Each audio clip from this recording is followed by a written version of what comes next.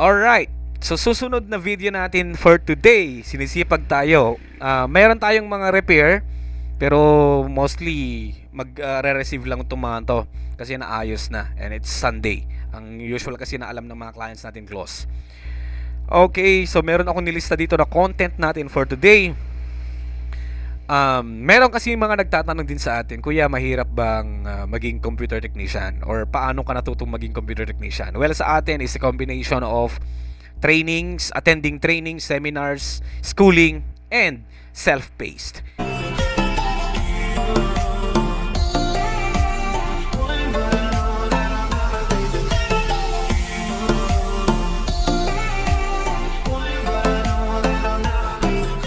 Kung maniniwala kayo sa akin, mga kaibigan, di ko alam kung maniniwala kayo. Pero, ito yon, 70% self-paced, 30% sa trainings. Official trainings sa mga official institutions na nag-o-offer ng mga trainings para sa computer repair. There are different levels of technician. Meron tayong mga level 1, level 2, level 3, level 4. Level 4, I think sila na yung mga board level, chip level. Board level din naman tayo, pero hindi tayo ganon ka-expert, kumbaga. We just know how to diagnose the problem. Okay? And level 1, I think it's more on software, yung mga OS installation, MS Office installation, or any software related. Level 2, if I'm not mistaken, is nandun na yung mga PC build or whatsoever. After all, maski level 1 ka man or level 4, kayang-kaya mo yan. Alright. Pero yung usapan natin, no? Very broad kasi ang computer repair business, ang pagiging isang computer technician. You should be flexible. Para kang isang teacher na once a teacher, always or forever. Once a teacher, forever a student. So dito sa repair, since emerging yung mga iba't ibang mga builds ng mga laptop, mga brands, no, dapat in particular tayo or aware tayo sa kung ano yung mga latest, no, in terms of laptop builds. So that's the number one thing. Ngayon, ang tanong kasi is, bakit mas madali nang maging computer technician sa panahon ngayon? Alright, pwede ka pa rin bang maging computer technician maski hindi ka board level technician? Yes naman. Okay? Meron din namang mga expert na hindi pa rin, na hindi rin naggumagawa ng micro soldering, alright, or chip level. So maski marunong ka lang mag-format, and if you want to establish a business, pwede. Okay? So mas madali na lang ngayon, no? Mas madali na lang ang maging computer technician ngayon because mas nangingibabaw na yung replacement instead of repair. What's the difference between repair and replacement? Alam na natin yun. If we say repair, we tend to fix a particular part, no, or problem sa laptop.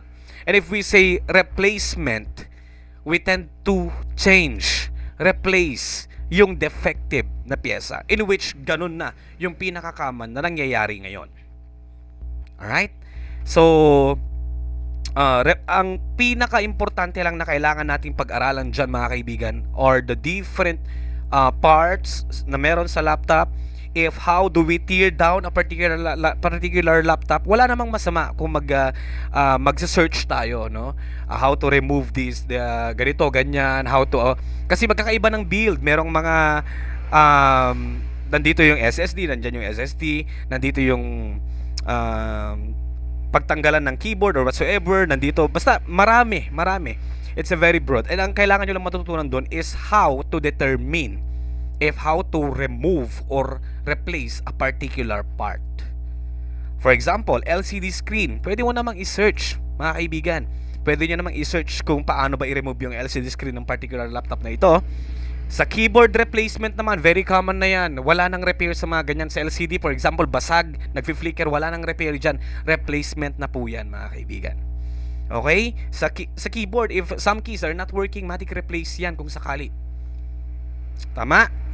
And ang kailangan mo lang, believe me, may mga iba't ibang uri kasi sa pagre-replace ng keyboard. Meron yung madali, dikwat lang. Meron din naman yung tear down.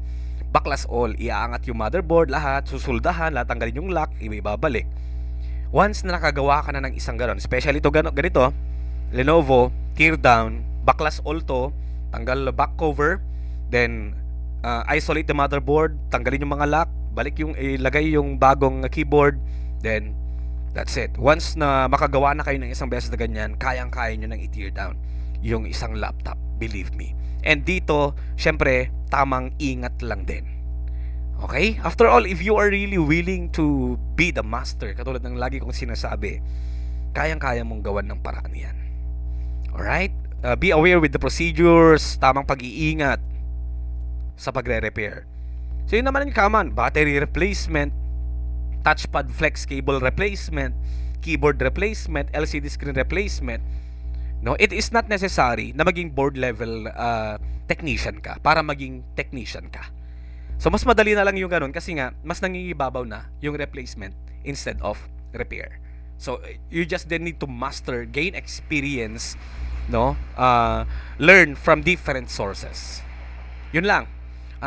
Good luck sa mga nangangarap maging computer technician, nagbabalak magpatayo ng kanilang repair business. Thank you for watching.